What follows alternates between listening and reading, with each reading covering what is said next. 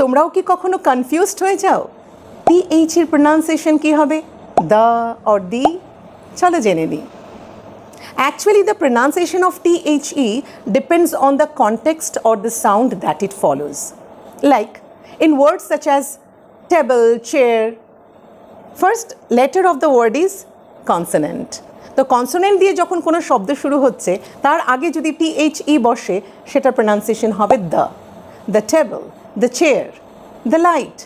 But যখন কোনো শব্দ ভাওয়েল দিয়ে শুরু হচ্ছে লাইক আমব্রেলা, এগ, এলিফ্যান্ট, তার আগে যদি THE বসে তখন এটার সাউন্ডটা দেবে the, like the umbrella, the elephant, the egg. But কখনো কখনো কিছু এক্সেপশনাল কেসেসকে আমাদের ফলো করতে হয় যেখানে we cannot pronounce as per the sound that it follows, rather we have to depend on the context.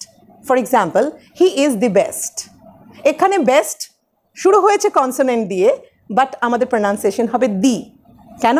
Because যখন আমরা কোনো কিছুর বেস্ট অফ ইটস কাইন্ড বোঝাবো বা ইউনিকনেস বোঝাবো, ইন দ্যাট কেস এমফেসাইজ করবার জন্য THE will be pronounced as the. আরও এমন ভিডিও দেখতে চাইলে please like, comment, share, subscribe and follow.